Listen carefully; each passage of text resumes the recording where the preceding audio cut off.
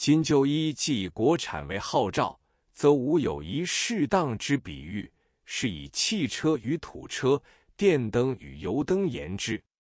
土车油灯国产也，汽车电灯非国产也。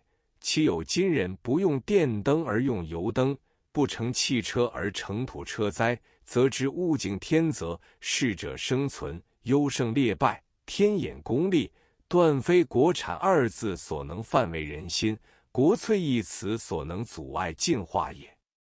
就医之国粹国产，萧萧于人前，直无益。使用电灯者用油灯，乘汽车者乘土车，引人入退化之途，大开其道车，自身开道车，而强人亦随之退化，岂可得哉？徒见辛劳日捉耳。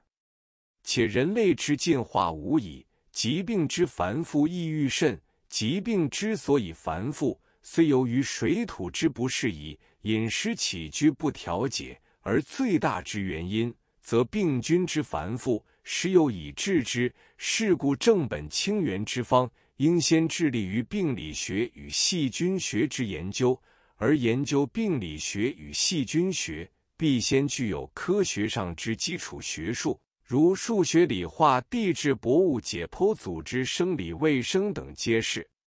今就医乃数千年以前之产物，辅以数千年前人类生活之简单，较之今日人类之繁复，相去岂斥霄壤哉？而未适应于数千年前者，亦能适于今日也。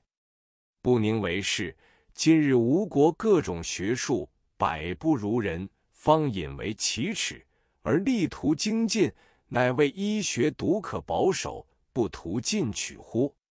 今假令旧医从兹得势，新医从此消灭，科学无视乎研求，病菌一任蔓延，而死亡日众，人口日减，纯任其自然，则若干年后，无需外人之任何侵略，无足蔽日趋于消灭矣。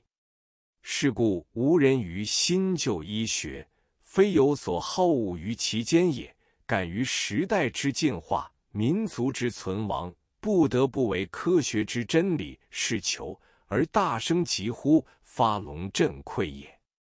虽然列强之医学，今虽臻于科学化，除非一蹴而成者，其使之浅陋，亦希异于我，盖亦循序渐进，递变而成者，特外人不甘保守，勇于进取，而国人善于保守，惮于进取，不为惮于进取，亦且阻挠他人之进取。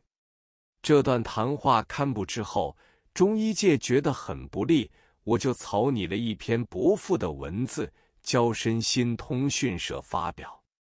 原文节录如下：至言医药之新旧，谓中医等于土车，西医等于汽车。宜若中医天然必至淘汰之途，然医药实无分新旧，要以实验为依归。近年来，全世界咸之麻黄为特效药，阿特拉灵之销数遍于全国，人人认为新药，孰知此即先生所认为应淘汰之旧药也。如山道年乌路托，无亦非中国年销5000万之中药原料也。方今德国研究若狂之汉医药，被人目为新之者，亦即先生所认为应即淘汰之旧药也。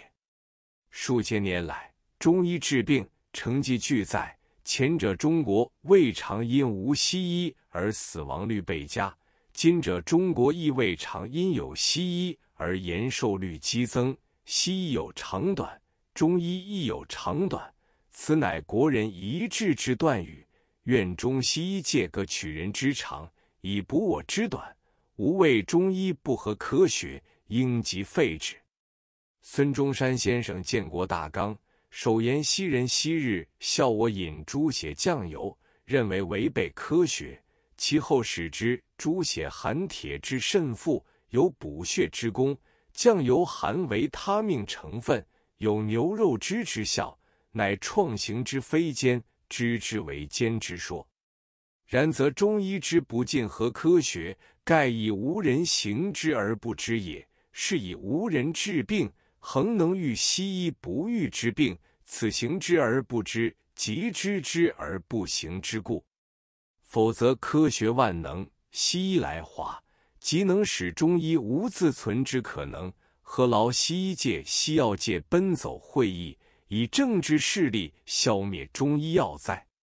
今日中医界之势力，单就上海一市而论，中医达2000人以上，西医不出500，中药贸易年达9000万元之巨，中药职工达10000人之多，中医常识之报纸销达数万份之多。如中医消灭，则西药销数自当10倍此数，然则中医之取缔，实乃造成西药畅销之机会。中国虽富，恐亦不胜此具鹅漏之也。况乎当此西药商百计推销出品之际，竞技侵略，其实可虑。素养先生以党国为重，居承上臣，或不以土壤细流而呼之也。下略2段原文都很长，各地报纸全文披露，接着中西医在报纸上掀起了论战。可是最后还是卫生部部长薛笃弼公开表示，这个议案已搁置不予执行。这一场震撼全国的大风波也就烟消云散了。中医界为纪念317请愿事件，定此日为国医节。粉墨登场引起非议，楚民义爱好戏剧，对昆曲更感兴趣。本来昆曲是戏剧中最古雅的一种戏，一般文人雅士都喜欢按谱寻声。楚民义曾经手写影印过2本曲谱，分送同好。有一位剧评家徐慕云，江苏徐州人，编著一本《中国戏剧史》，但没有钱复印，原稿被楚民义发现了。他问：这样一本好书，为何不印？徐答说：印这部书非6000元不行，我哪里有这么多钱呢？楚民义听了很慷慨地允诺资助3000元，而且打电话给当时哈同花园的总管姬觉弥，要他也负责3000元。姬觉弥一向对中央大员怕得很，不能不答应下来。